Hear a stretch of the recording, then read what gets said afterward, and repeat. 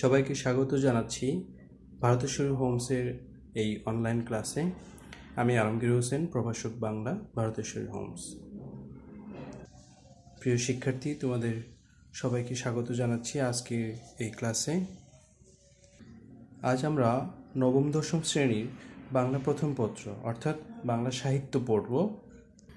আজ আমরা আলোচনা করব 201 পৃষ্ঠায় যে কবিতাটি রয়েছে, জীবন সঙ্গীত, রচয়িতা হেমচন্দ্র বন্দ্যোপাধ্যায়।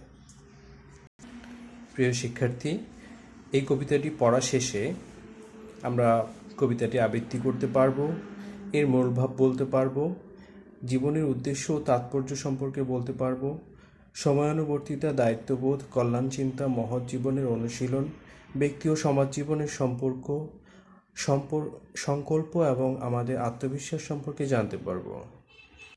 প্রিয় শিক্ষার্থী বন্ধুরা, যদি তোমাদের কাছে বই থেকে থাকে তবে তোমরা কবিতাটি আগে একটু পড়ে নাও, তাহলে তোমাদের বুঝতে সুবিধা হবে।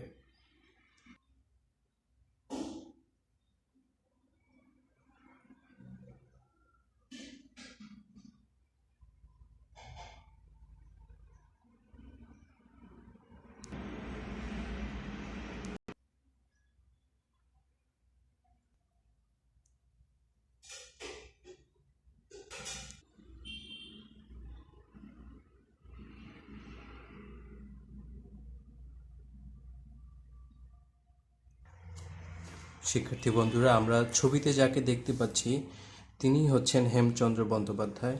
1838 সালে 17 এপ্রিল হুগলি জেলার গুলিটা রাজবল্লভ হাট গ্রামে জন্মগ্রহণ করেন এবং 24 মে 1903 সালে তিনি মৃত্যুবরণ করেন। তার বিখ্যাত গ্রন্থের নাম বিদ্রোহসংহার, যেটি একটি পৌরাণিক মহাকাব্য। আর তিনি 1859 সালে কলকাতা বিশ্ববিদ্যালয় থেকে স্নাতক ডিগ্রি লাভ করেন। প্রিয় শিক্ষার্থী বন্ধুরা, আমরা ছবিতে দেখতে পাচ্ছি হেনরি ওয়ার্ডসওয়ার্থ লংফেলো। তিনি একজন আমেরিকান কবি। 1807 সালে জন্মগ্রহণ করেন এবং 1882 সালে তিনি মৃত্যুবরণ করেন। তার একটি বিখ্যাত কবিতা এ সাম অফ লাইফ, আর এই কবিতা অবলম্বনেই হেমচন্দ্র বন্দ্যোপাধ্যায় জীবন সঙ্গীত কবিতাটি রচনা করেন এবং এই কবিতাটি হচ্ছে তার এ সাম অফ লাইফ কবিতাটির ভাবানুবাদ। শিক্ষার্থী বন্ধুরা, আমরা মাইকেল মধুসূদন দত্তের সাথে হেমচন্দ্র বন্দ্যোপাধ্যায়ের ছবিটি দেখতে পাচ্ছি। মাইকেল মধুসূদন দত্ত বাংলা সাহিত্যের প্রথম সার্থক কবি এবং তার পরবর্তীতে হেমচন্দ্র বন্দ্যোপাধ্যায় তার কিছুকাল পরেই বিদ্রোহসংহার কাব্য এবং অন্যান্য কাব্য রচনার মাধ্যমে, তার স্বদেশ প্রেমমূলক লেখার মাধ্যমে মাইকেল মধুসূদন দত্তের পরেই তিনিও বিখ্যাত হয়ে ওঠেন। শিক্ষার্থী বন্ধুরা, আমরা কবিতাটির বিভিন্ন প্রসঙ্গ নিয়ে আলোচনা করব এবং তারপর আমরা পুরো কবিতাটি আবার আবৃত্তি করব। তো বন্ধুরা, চলো শুরু করি। প্রথমে আমরা দেখব যে কবিতার নামটি একটি শব্দ সংযোজক চিহ্ন দ্বারা বা হাইফেন দ্বারা সংযুক্ত, জীবন সঙ্গীত। তো এই জীবন সঙ্গীত শব্দ দুটি হাইফেন বা শব্দ সংযোজক চিহ্ন দ্বারা যুক্ত হওয়ার মানে হচ্ছে জীবনের সঙ্গীত। এটা সমাসবদ্ধ শব্দ। তো সমাসবদ্ধ শব্দকে সুন্দর করে প্রকাশ করবার জন্য হাইফেন সংযুক্ত করে ব্যবহার করা হয়। তো জীবনের সঙ্গীত, কবি এই কবিতাটি লিখেছেন এ সাম অফ লাইফ।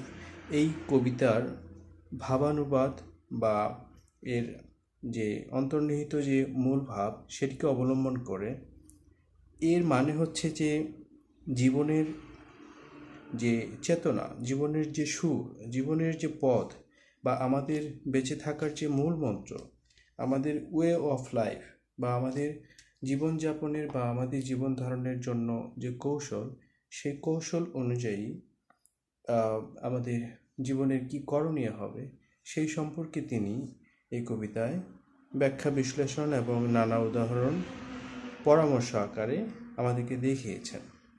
তো আমাদের জীবনের লক্ষ্য উদ্দেশ্য সম্পর্কে বা আমাদের লাইফের অবজেক্টিভ সম্পর্কে আমাদেরকে সচেতন থাকতে হবে। এটি একটি পরামর্শমূলক কবিতা। তো জীবনের এই গান বা জীবনের এই সুর কীরকম, চলো এবার আমরা দেখি তিনি কিভাবে কথাগুলো বলেছেন। প্রথমে আমরা পাবো, তিনি বলছেন, বলো না কাতর স্বরে বৃথা জন্ম এ সংসারে, এ জীবন নিশার স্বপন। কবি আমাদেরকে নিষেধ করছেন আমাদের এই জীবনকে যেন আমরা দুঃখ ভারাক্রান্ত বা ব্যথা বেদনা এবং দুঃখে জর্জরিত এরকম যেন আমরা না বলি, এবং আমাদের জন্ম এই পৃথিবীতে হওয়ার কারণে আমরা অনেক বেশি কষ্টে আমাদের সময় পার করছি, আমরা যেন এরকমটা মনে না করি, আমরা যেন হতাশাগ্রস্ত না হই, আমরা যেন আমাদের এই বাস্তব জীবনকে অন্ধকার রাতের সাথে তুলনা না করি, এবং আমরা যেন এটাকে স্বপ্নের মতো মনে না করি। আমাদের বাস্তব জীবনে অনেক বেশি আশাবাদী হতে হবে, এবং এই পৃথিবীতে বা এই সংসারে আমাদেরকে সফল হতে হবে। আর তার জন্য সবার আগে যে জিনিসটি প্রয়োজন, আমাদের আত্মবিশ্বাস, আমাদের শারীরিক মানসিক সামর্থ্য। দ্বারা পুত্র পরিবার, তুমি কার কে তোমার, বলে জীব করুণা ক্রন্দন। কেউ তোমার পাশে থাকুক আর নাই থাকুক, তবুও তোমাকে হতাশ হলে চলবে না। আমরা জানি, যদি তোর ডাক শুনে কেউ না আসে তবে একলা চলো রে। সেই কথা থেকে আমরা বুঝতে পারি এই পৃথিবীতে সবাই সমান হয় না। হাতের 5টি আঙুল যেমন সমান হয় না, তেমনি আমাদের এই পরিবার, এই সমাজে সব কিছুতেই একটি বৈচিত্র্য রয়েছে। কেউ ধনী, কেউ গরিব, কেউ অপরের সহযোগিতায় চলাচল করে, আবার কেউ একাই খুব সার্থকতার সাথে চলতে পারে একা একাই। তো এই পারস্পরিক নির্ভরশীলতার মধ্য দিয়েও আমরা আমাদের এই সামাজিক জীবনের বাইরেও আমরা চেষ্টা করব যেন এই, যদি আমরা একাও হয়ে যাই কোনো সময়, তাতেও যেন আমরা সফল হতে পারি, সেই চেষ্টা আমাদেরকে করতে হবে। তো নিঃসঙ্গ অবস্থাতেই মানুষ অনেক সময় পড়ে যায়, কিন্তু সে সময়েও মানুষ যেন নিজেকে, সেই দুঃখ ভারাক্রান্ত সময়েও যেন মানুষ যেন ভেঙে না পড়ে, সেই অবস্থা থেকেই মানুষকে উত্তরণ ঘটাতে হবে। মানব জনম সার এমন পাবে না আর, বাহ্য দৃশ্যে ভুলো না রে মন। এই 3টি চরণে আমরা দেখতে পাচ্ছি আমাদের এই জীবনের মূল উদ্দেশ্য হচ্ছে নিজেকে নিয়ন্ত্রণের মধ্যে রাখা। আমাদের এই জীবন সীমিত সময়ের, আর এই জীবন বারবার পাওয়া যাবে না। একবারই আমরা জন্ম লাভ করি এবং একবারই আমাদের মৃত্যু হয়। আর আমাদের সমাজে নানা ধরনের নানা ঘটনা, নানা দৃশ্য, নানা পরিস্থিতি চলতে থাকে, কিন্তু একজন সার্থক মানুষ হিসেবে আমাদের বেঁচে থাকতে হলে আমাদেরকে এর কিছুতে অংশগ্রহণ করতে হবে, আবার কিছু প্রসঙ্গতে আমাদের নিজেদেরকে গুটিয়ে রাখতে হবে। এর কারণ হচ্ছে, আমাদের চূড়ান্ত বিজয়ের জন্য আমাদেরকে ভালো এবং সহায়ক যে বিষয়গুলো রয়েছে সেগুলোতে আমাদের অংশগ্রহণ করতে হবে। যেমন আমাদের সুশিক্ষা গ্রহণ করতে হবে, আমাদের পরোপকারী হতে হবে, এবং আমাদেরকে সহযোগী হতে হবে। কিন্তু আমরা যদি অনেক বেশি ফ্যাশন সচেতন হই, অনেক বেশি অপব্যয় করি, অনেক বেশি অনুষ্ঠান এবং অনেক বেশি অপচয় এবং সময় নষ্টকারী কোনো বিষয়ে যদি আমরা জড়িত হয়ে যাই, এবং সমাজের চাকচিক্যের মধ্যে যদি আমরা হারিয়ে যাই, তাহলে আমাদের জীবন শেষ পর্যন্ত ব্যর্থ হতে বাধ্য।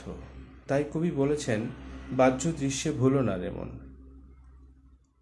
একটি কথা প্রচলিত আছে এরকম, যেজন দিবসে মনের হরষে, জ্বালায় মোমের বাতি, আশু গৃহে তার দেখিবে না আর, নিশীথে প্রদীপভাতি। অর্থাৎ আমরা যখন আমাদের অনেক বেশি অপচয় এবং অনেক সময় নষ্ট করার মধ্য দিয়ে যখন আমরা সময় অতিবাহিত করব। ভবিষ্যতে আমরা ঠিক সে কারণেই অনেক বেশি কষ্টের মধ্যে পতিত হতে পারি।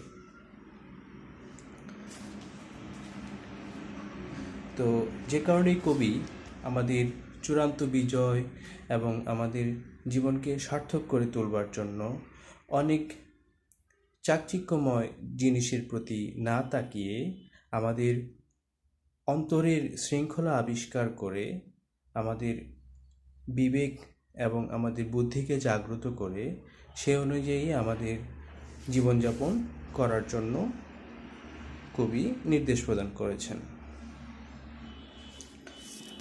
এরপর কবি বলেছেন, কর যত্ন হবে জয়, জীবাত্মা অনিত্য নয়, ওহে জীব কর আকিঞ্চন।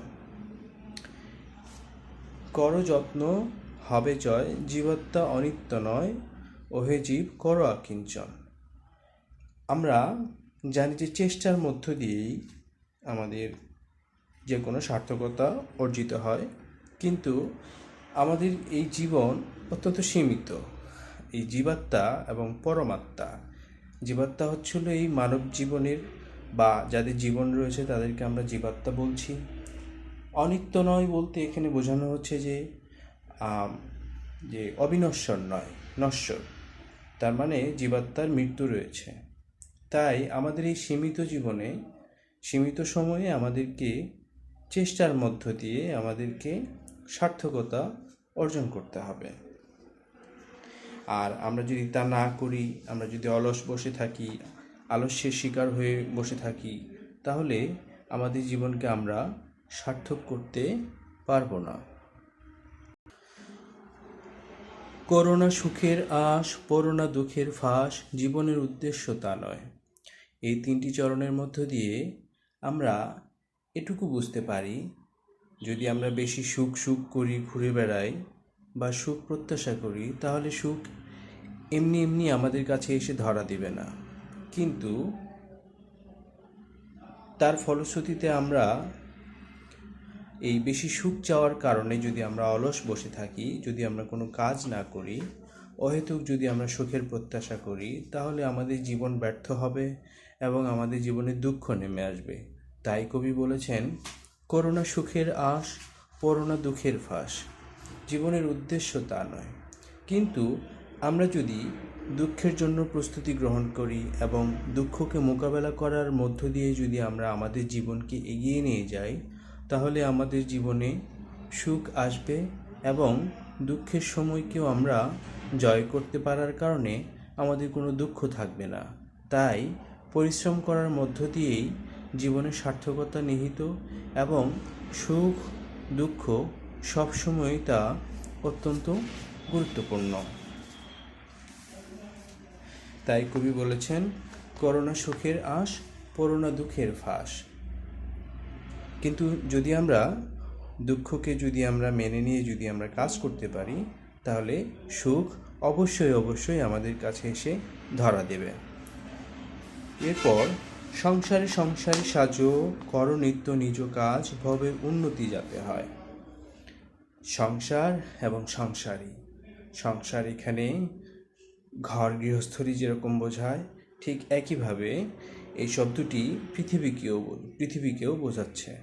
এখানে আমাদেরকে প্রতিনিয়ত বা প্রতিদিন যার যার কাজ করে যেতে হয়, কিন্তু এই কাজে যদি আমরা গাফিলতি বা অবহেলা দেখাই, তাহলে আমাদের জীবন নষ্ট হয়ে যাবে, অকল্যাণে আমাদের জীবন পরিপূর্ণ হয়ে যাবে।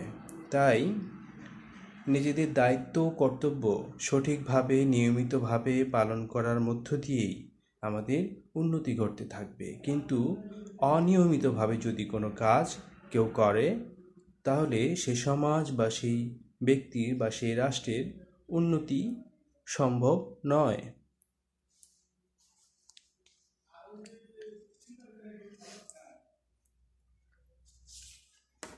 কবি এরপর বলেছেন, দিন যায় ক্ষণ যায়, সময় কাহারও নয়, বেগে ধায় নাহি রহে স্থির।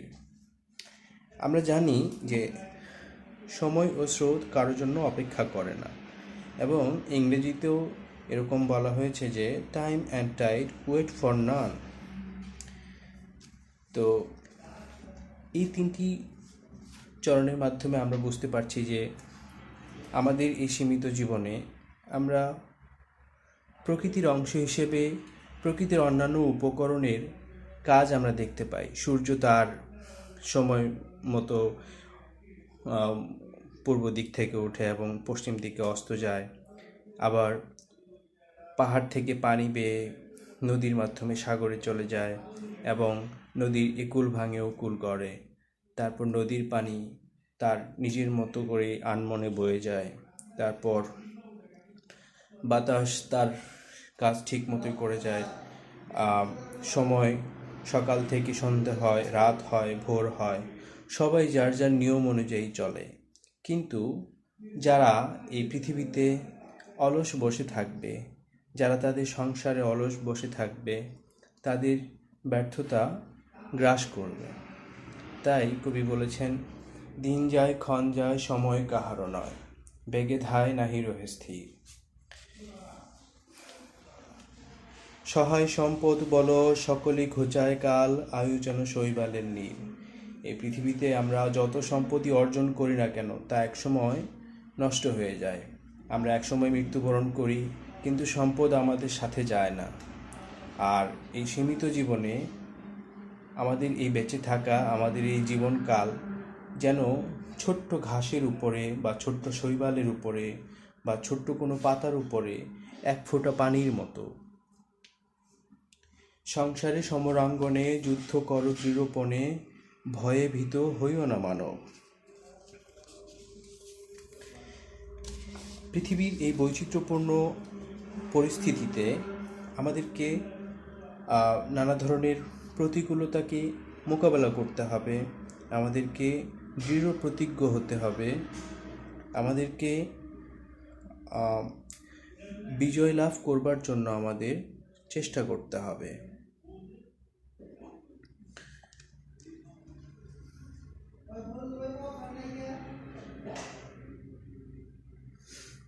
আর এই বিজয়ের মধ্য দিয়েই আমাদের সার্থকতা অর্জিত হবে। আমাদের এই সংসার এবং এই সমরাঙ্গন, এই দুটো শব্দের মধ্যে শব্দ সংযোজক চিহ্ন হাইফেন ব্যবহার করার মধ্য দিয়ে বোঝানো হয়েছে যে সংসার থেকে সমরাঙ্গনে, অর্থাৎ ঘর এবং বাহির সমস্ত কিছুতেই তুমি দৃঢ়পণে বা দৃঢ় মনোবলের দ্বারা তুমি নানা প্রতিকূলতা মোকাবেলা করো, কিন্তু তুমি সেই সমস্ত পরিস্থিতিতে হাল ছেড়ো না বা ভীত হইও না। প্রিয় শিক্ষার্থী বন্ধুরা, এরপর আমরা পড়ছি, কর যুদ্ধ বীর্যবান, যায় যাবে যাক প্রাণ, মহিমাই জগতে দুর্লভ। অর্থাৎ পৃথিবীতে বেঁচে থাকা আর মৃত্যুবরণ করা তার থেকেও গুরুত্বপূর্ণ হচ্ছে জগতে মহিমা অর্জন করা বা নিজের নামের সার্থকতা ফুটিয়ে তোলা। কিন্তু সেটা অবৈধ কোনো উপায় নয়। নিজের পরিশ্রম এবং নিজের বুদ্ধিমত্তা এবং নিজের যে সাধনা, যে ত্যাগ তিতিক্ষা, এগুলোকে সঠিকভাবে নিজের জীবনে ফুটিয়ে তোলার মধ্য দিয়েই আমাদের এই জীবনকে সার্থক করে তুলতে হয় এবং আমাদের এই আদর্শকে বেগবান করে তুলতে হয়। আমাদের যে চারিত্রিক গুণাবলী, সেগুলোই আমাদেরকে আমাদের পরিশ্রমের সাথে একাত্ম হয়ে আমাদের জীবনকে গর্বে বলীয়ান করে তোলে। আর কবি তাকেই মহিমা বলছেন। এখানে আমরা একটা জিনিস খেয়াল করতে পারি, ইংরেজিতে একটি কথা রয়েছে যে ফরচুন ফেভার্স দ্য ব্রেভ, অর্থাৎ সাহসী লোকের দ্বারাই সার্থকতা অর্জন করা সম্ভব হয়, কিন্তু যারা ভয় পেয়ে ঘরে বসে থাকবে ঘরের কোণে, তাদের কিন্তু সার্থকতা অর্জন করাটা সম্ভব হবে না। যখন তুমি ভয় পাবে তখন কোনো কাজ তো করতে পারবেই না, বরং পরবর্তী দিনের কাজগুলোর জন্য তোমার জীবন সমস্যার অন্তরালে রয়ে যাবে। এরপর, মনোহর মূর্তি হেরে ওহে জীব অন্ধকারে, ভবিষ্যতে করোনা নির্ভর। প্রিয় শিক্ষার্থী বন্ধুরা, আমরা কোনো মন মাতানো জিনিস দেখে আমরা যদি হতবিহ্বল হয়ে যাই, তাহলে আমাদের এই যে জীবন, আমরা যদি কেবল ভবিষ্যৎ চিন্তা করতে থাকি, অতীতের দুঃখ নিয়ে যদি আমরা অনেক বেশি কষ্ট পেতে থাকি, তাহলে আমাদের জীবন অন্ধকারাচ্ছন্ন হয়ে যাবে। আমরা জানি যে আমাদের ভুল থেকে শিক্ষা নিতে হয়। ইংরেজিতে এটিকে বলে উই লার্ন ফ্রম মিস্টেক্স। আমরা ভুল থেকে শিক্ষা গ্রহণ করি, এবং সংস্কৃত ভাষায় এটিকে বলা হয় গতস্য নাস্তি, যে আমরা আমাদের অতীত জীবন নিয়ে অনেক কোনো রকম আস্ফালন যেন না করি বা কষ্ট যেন না পাই, কিন্তু আমরা অতীত থেকে শিক্ষা গ্রহণ করব।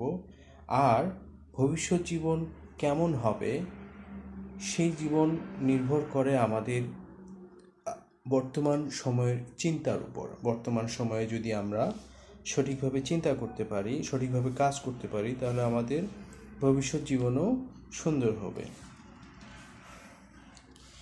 এরপর কবি বলছেন, অতীত সুখের দিন পুনঃ আর ডেকে এনে চিন্তা করে হইও না কাতর।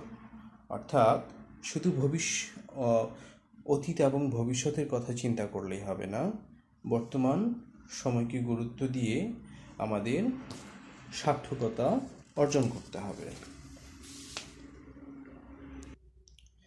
মহাজ্ঞানী মহাজন যে পথে করে গমন হয়েছেন প্রাতঃস্মরণীয়। এই 3টি চরণের মধ্য দিয়ে আমরা কবির এই পরামর্শটি পাচ্ছি যে আমাদের এই সীমিত জীবনে ভুল করবার কোনো সুযোগ নেই। আমরা আমাদের জীবনকে সঠিকভাবে যেন ব্যবহার করতে পারি, তার জন্য বিখ্যাত মনীষীদের জীবনকে সরাসরি অনুসরণ করাই হবে আমাদের বুদ্ধিদীপ্ত কাজ। যদি আমরা আমাদের জীবনে ভুল করতে থাকি এবং কিছু কিছু সঠিক কাজ করতে থাকি, তখন আমাদের জীবন অনেক বেশি পিছিয়ে যাবে। তাই বিখ্যাত মনীষীদের জীবন ও কর্ম অনুসরণ করার মধ্য দিয়ে আমরা সঠিকভাবে এগিয়ে যেতে পারি। এই জন্য আমরা দেখতে পাই কিছু ভালো মানুষের কার্যক্রম, যেমন যাদেরকে আমরা খুব বেশি স্মরণ করি। আমরা আমাদের ইতিহাসের দিকে তাকালেই, পৃথিবীর ইতিহাসের দিকে তাকালেই আমরা এরকম দেখতে পাবো। যেমন আমাদের দেশের আমাদের যে জাতির পিতা বঙ্গবন্ধু শেখ মুজিবুর রহমান এবং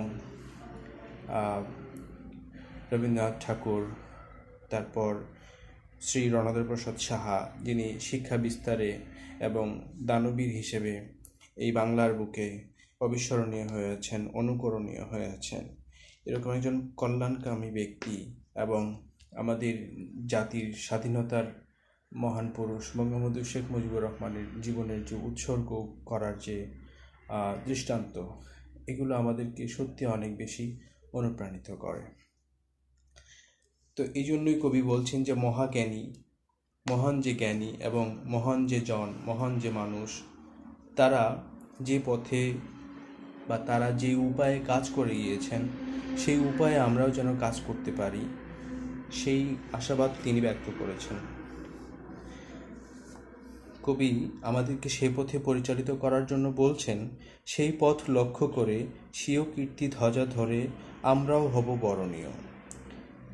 কবি আমাদেরকে সেই সুপথে আমাদেরকে পরিচালিত করবার জন্য তিনি আমাদের কাছে প্রত্যাশা করেছেন, যেন আমরা আমাদের নিজেদের কাজ এবং আমাদের যে পরিচয়, সেগুলোকে তুলে ধরে, সেগুলোকে আমরা আমাদের অন্তরে ধারণ করে আমরা যেন সেই পথ ধরে চলতে পারি, তাহলেই কেবল আমরা বরণীয় হতে পারবো। আমাদের জীবনের লক্ষ্য থাকতে হবে। আমরা মহামনীষীদের অনুসরণ করব, যার যার কাজ ঠিকমতো পালন করব, দায়িত্বশীল হব এবং আমাদের কর্তব্যগুলো ঠিকমতো পালন করব, এবং আমরা যে কোনো কাজ করবার সময় সুচারুরূপে বা সঠিকভাবে সেগুলো পালন করার চেষ্টা করব। তাহলে আমরা সার্থক হতে পারবো। আর যদি আমরা মনোযোগহীনতায় যদি আমরা কোনো কাজ করি, তাহলে আমরা এর মধ্য দিয়ে ব্যর্থ হয়ে যাব। এরপর সমর সাগর তীরে পদাঙ্ক অঙ্কিত করে আমরাও হব হে অমর। পৃথিবীর নানা প্রান্তে, নানা বৈচিত্র্যে, নানা পরিবেশে আমরা আমাদের প্রতিকূলতাকে জয় করে আমাদের পায়ের ছাপ বা আমাদের পরিচয় বা আমাদের যে চিহ্ন, আমাদের যে রেকর্ড, আমরা যদি সেই রেকর্ডগুলো অর্জন করতে পারি, আমরা যদি প্রয়োজনীয় গবেষণা এবং সেই প্রতিকূলতাকে জয় করে আমরা যদি মানব কল্যাণে নিয়োজিত হতে পারি, তবে আমাদের নাম স্বর্ণাক্ষরে লেখা থাকবে। ঠিক এই মুহূর্তে সারা পৃথিবী করোনা বা কোভিড-19 রোগে আক্রান্ত। তো সেই রোগ থেকে যারা মানুষকে মুক্তির জন্য চেষ্টা করছে, তাদের নাম স্বর্ণাক্ষরে লেখা থাকবে। একদিন সবাই তাদেরকে শ্রদ্ধা ভরে স্মরণ করবে। কবি বলছেন যে এই অমরত্ব বা অমরত্ব লাভ করবার জন্য মানুষকে তার মৃত্যুর পরেও, আমাদের এই সীমিত জীবন একসময় শেষ হয়ে যাবে, কিন্তু আমরা বেঁচে থাকবো আমাদের কর্মের মধ্য দিয়ে। এজন্যই আমরা শুনতে পাই, মানুষ বাঁচে তার কর্মের মধ্যে, বয়সের মধ্যে বা অন্য কোনো কিছুতে নয়, শুধু কর্মই মানুষকে বাঁচিয়ে রাখে। সেই চিহ্ন লক্ষ্য করে অন্য কোনো জন পরে যশোদ্ধারে আসিবে সত্য। যদি আমরা সঠিকভাবে কাজ করতে পারি, যদি আমরা ভবিষ্যৎ প্রজন্মের জন্য উপযোগী পৃথিবী নির্মাণ করে যেতে পারি, তবে ভবিষ্যৎ প্রজন্ম সুনাগরিকতার বিকাশের মাধ্যমে তারাও পরবর্তী প্রজন্মের জন্য পৃথিবীকে বাসযোগ্য এবং সুন্দর করে যেতে পারবে। কবি সুকান্ত ভট্টাচার্যের কবিতার চরণে আমরা দেখতে পাই, এই পৃথিবীকে শিশুর বাসযোগ্য করে যাব, এ আমার দীপ্ত অঙ্গীকার। ঠিক একইভাবে আমরাও যদি ভবিষ্যৎ প্রজন্মের কথা চিন্তা করি, তাদের সুশিক্ষার ব্যবস্থা করি, সুনাগরিকতার প্রকাশ ঘটাই, তারা যদি সফলভাবে মানুষ হতে পারে, তবে তারাও ভবিষ্যৎ পৃথিবীকে সুন্দর করে তুলবে। এরপর কবি বলছেন, করোনা মানবগণ বৃথা ক্ষয় এ জীবন সংসার সমরাঙ্গন মাঝে। আমরা আমাদের এই সীমিত এবং ছোট্ট জীবনে যদি আমরা সময় নষ্ট না করি, যদি আমরা আমাদের জীবনকে সঠিকভাবে কাজে লাগাই, ভালো কাজে লাগাই, তাহলে আমাদের এই জীবন উপভোগ্য হবে, এনজয়েবল হবে এবং সঠিক কাজে মনোনিবেশ করার মধ্য দিয়ে পৃথিবীতে শান্তি স্থাপন করা যাবে। নিজের জীবন এবং সামাজিক জীবনকে এবং রাষ্ট্রীয় জীবনকে সমৃদ্ধ করা যাবে। কিন্তু অলস মস্তিষ্ক শয়তানের কারখানা, এবং সেই অলস মস্তিষ্ক দ্বারা কোনো মানুষের সুবিধা হতে পারে না, উপকার হতে পারে না, এবং মানুষের এই উন্নয়নের জন্য মানুষকে সঠিক সময়ে এবং সঠিকভাবে এবং যথার্থভাবে কাজ করে যেতে হবে। শুধু শুধু অলস বসে থাকার মাধ্যমে মানুষের জীবন ক্ষতিগ্রস্ত হতে পারে, এবং প্রত্যেকটা কাজকেই মনোযোগের সাথে করতে হবে, যাতে আমরা সার্থক হতে পারি। সংকল্প করেছ যাহা, সাধন করহ তাহা, রত হয়ে নিজ নিজ কাজে। এখানে করহ শব্দটি ক্রিয়াপদ, কর ক্রিয়াপদের মধ্যযুগীয় একটি রূপ, হযুক্ত, কিন্তু মূলত এটি বোঝাচ্ছে কর নির্দেশ অর্থেই এটা বোঝাচ্ছে। সংকল্প করেছ যাহা, সাধন করহ তাহা, রত হয়ে নিজ নিজ কাজে। এখানে কবি কমিটমেন্টের এবং প্রতিজ্ঞা, আশাবাদ এবং শক্তিশালী বা সজীব প্রাণবন্ত মানসিকতা সম্পন্ন মানুষের প্রত্যাশা করেছেন, যারা সাফল্যের জন্য বা সফলতার জন্য লেগে থাকবে, হাল ছাড়বে না, শেষ দেখে ছাড়বে, এবং মৃতপ্রায় হবে না, এবং তারা অধ্যবসায়ী হবে, তাদের সহ্য ক্ষমতা বেশি হবে, যার যার কাজ তারা সফলতার সাথে করবে। এরকম মানুষ যখন থাকবে এবং এই কষ্ট সহিষ্ণু মানুষের যখন সার্থকতা আসবে, যখন অনেক বেশি এরকম সার্থক মানুষ আমরা পাবো, তখন আমাদের সবার জীবন সুন্দর হবে। প্রিয় শিক্ষার্থী বন্ধুরা, জীবন সঙ্গীত কবিতাটিতে তেমন কঠিন কোনো শব্দ নেই। আমরা যে কয়েকটি শব্দ সাধারণভাবে একটু ব্যাখ্যা করবার মতো পাই, সেগুলোর মধ্যে অন্যতম হচ্ছে কাতর। এখানে আমরা প্রথমে পাই যে কাতর স্বরে, মানে হচ্ছে যে আমাদের কথা বলবার বা আমাদের নিজেদেরকে প্রকাশ করবার ক্ষমতাটা যেন এরকম দুঃখ ভারাক্রান্ত না হয়। আমরা যেন আশাবাদী হতে পারি, আমরা যেন দুঃখ ভারাক্রান্ত বা আমাদের গলা যেন ভেজা না থাকে, আমাদের সুর যেন নরম না থাকে, আমরা যেন খুব দৃঢ়ভাবে এবং মানসিক শক্তি বা শারীরিক শক্তি সম্মিলিত রূপে আমরা যেন অনেক বেশি আত্মবিশ্বাসী হতে পারি। সেই দৃষ্টিকোণ থেকে কবি এই শব্দটি ব্যবহার করেছেন, যেন আমরা কাতর না হই, দুঃখ ভারাক্রান্ত না হই, বা আমরা যেন বেদনায় জর্জরিত না হই। এখানে স্বর হচ্ছে বলার ধরন, যদিও ব্যাকরণের স্বর হচ্ছে হলো ইংরেজিতে যাকে বলে টোন বোঝায়, কিন্তু এখানে স্বর হচ্ছে হলো বলার ভঙ্গি, কাতর স্বরে। আর সংসার শব্দটি এই কবিতায় কখনো ঘর অর্থে, গৃহস্থলী অর্থে, ছোট্ট পরিসরে, আবার কখনো পৃথিবীর বিস্তৃতি অর্থে, এই পৃথিবী অর্থে সংসার শব্দটি ব্যবহার করা হয়েছে। আর দ্বারা শব্দটির অর্থ হচ্ছে হলো স্ত্রী। আর সার হচ্ছে হলো মূল কথা। বাহ্য দৃশ্য হচ্ছে হলো যে আমাদের চারপাশের যে মনোমুগ্ধকর বা আমাদের চিত্তকে বা আমাদের মনকে আকর্ষণ করে এরকম দৃশ্য বা এরকম ঘটনাকে বলা হচ্ছে হলো বাহ্য দৃশ্য। বাহ্য এর অর্থ হচ্ছে হলো বাইরের, আর অন্তর্দৃশ্য হচ্ছে হলো আমাদের যে অদেখার যে অন্তরের যে অনুভূতি, ভেতরের যে অনুভূতি, সেটা। আর জীবাত্মা শব্দটি হচ্ছে হলো জীবের আত্মা, জীবের আত্মা যা তাই হচ্ছে হলো জীবাত্মা। এখানে জীবাত্মা বলতে বোঝায় প্রাণীর আত্মা বা মানুষের আত্মা। আর অনিত্য হচ্ছে হলো যা নিত্য নয়, অর্থাৎ অনিত্য মানে হচ্ছে হলো যা নশ্বর, অবিনশ্বর নয়, অর্থাৎ যা একদিন নষ্ট হয়ে যাবে। আর নিত্য হচ্ছে সাধারণত প্রতিদিন বোঝায়, কিন্তু এখানে সেভাবে ব্যবহৃত হচ্ছে না।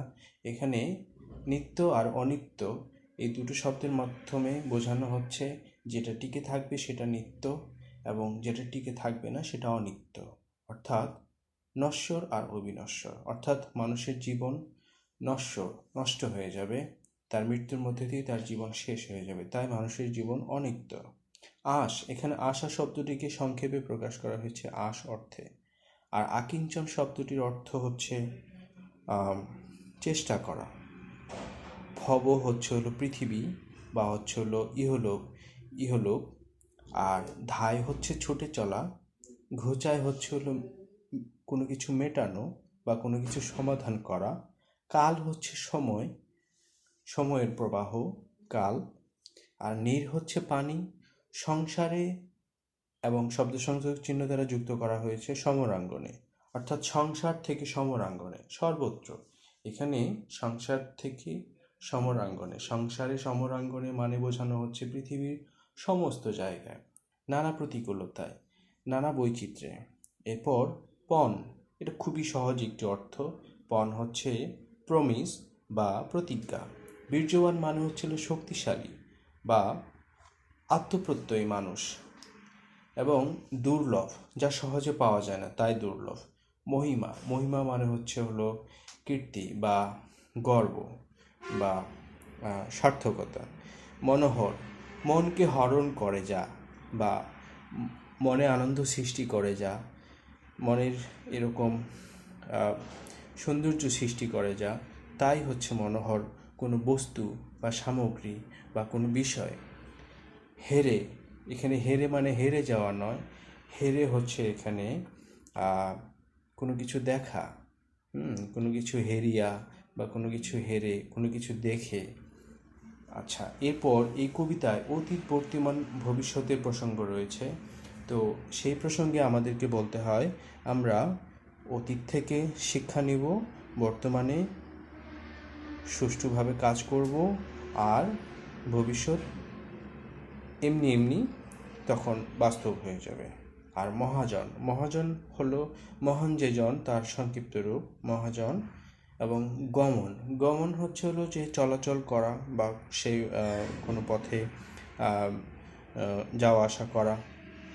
আর এই কবিতায় প্রাতঃস্মরণীয় কথা দ্বারা বোঝানো হয়েছে যে তারা শুরুতেই, মানুষ যখন কারো উদাহরণ দেয়, কোনো ভালো মানুষের উদাহরণ দেয়, তখন শুরুতেই সে ভালো মানুষদের উদাহরণ মানুষ দিয়ে থাকে, একজন আরেকজনকে ভালো মানুষের উদাহরণ দিয়ে থাকে। তো তারা এরকম মানুষের মনের ভেতরে প্রথমেই তাদের নামগুলো চলে আসার কারণেই তারা প্রাতঃস্মরণীয় বা পূর্বেই স্মরণীয়।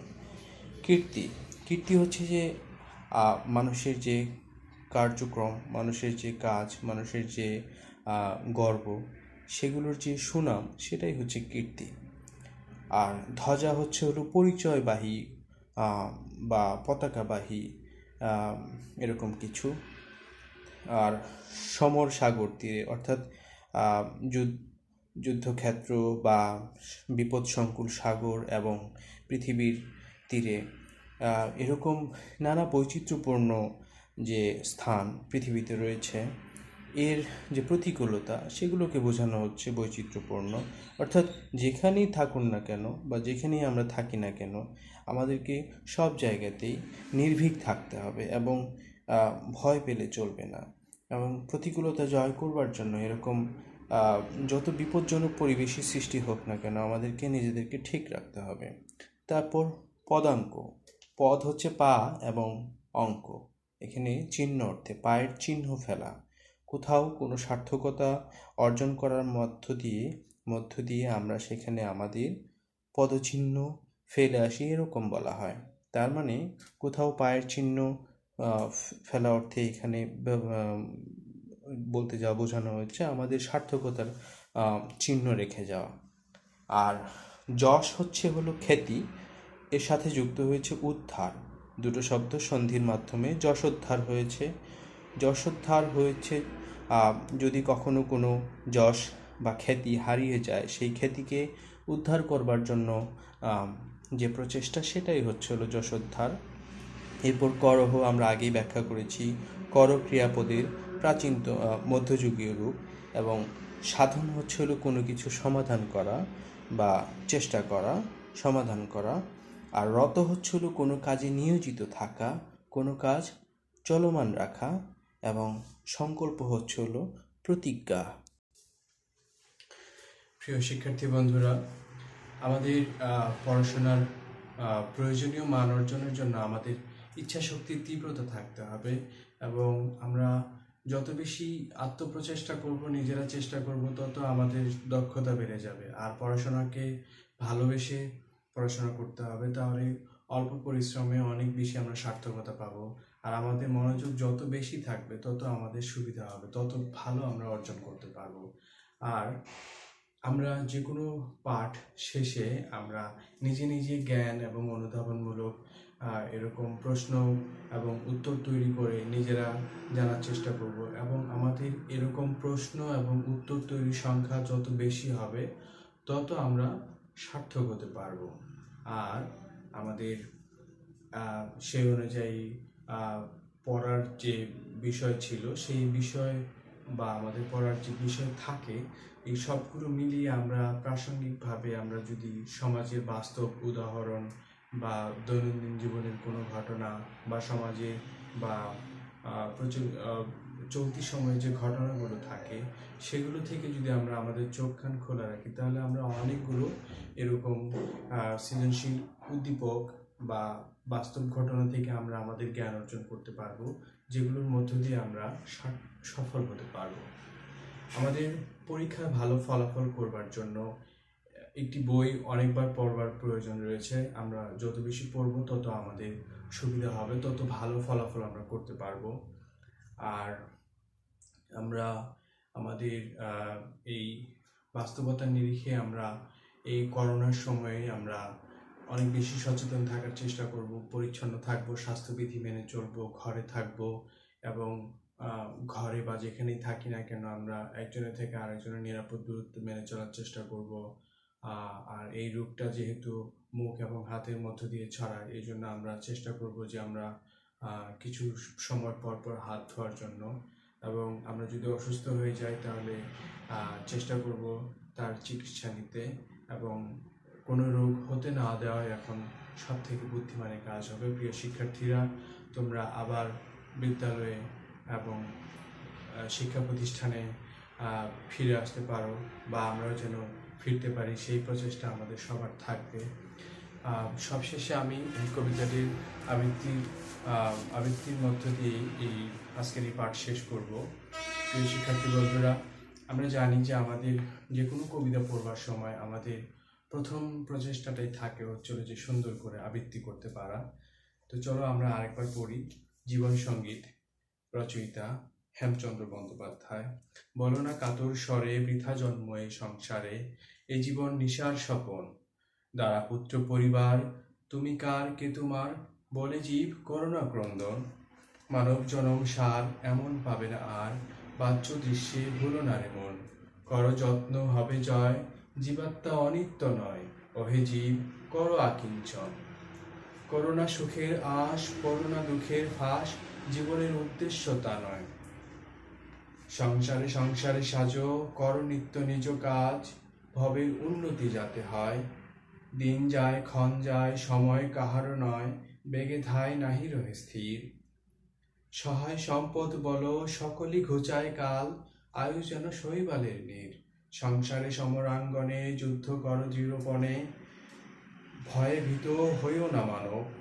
কর যুদ্ধ বীর্যবান, যাই যাবে যাক প্রাণ, মহিমাই জগতে দুর্লভ। মনোহর মূর্তি হেরে ওহে জীব অন্ধকারে, ভবিষ্যতে করোনা নির্ভর। অতীত সুখের দিন পুনঃ আর ডেকে এনে, হইও না কাতর, চিন্তা করে হইও না কাতর। মহাজ্ঞানী মহাজন যে পথে করে গমন, হয়েছেন প্রাতঃস্মরণীয়, সেই পথ লক্ষ্য করে স্বীয় কীর্তি ধ্বজা ধরে আমরাও হব বরণীয়। সেই চিহ্ন লক্ষ্য করে অন্য কোনো জনপরে, যশোদ্ধারে আসিবে সত্তর। করোনা মানবগণ বৃথা ক্ষয় এ জীবন, সংসার সমরাঙ্গন মাঝে সংকল্প করেছ যাহা, সাধন করহ তাহা, রত হয়ে নিজ নিজ কাজে। প্রিয় শিক্ষার্থী বন্ধুরা, সবার অনেক সুস্বাস্থ্য এবং সুন্দর জীবন কামনা করে আজকের মতো এখানে শেষ করছি। পরবর্তীতে আবার দেখা হবে অন্য কোনো ক্লাসের সাথে।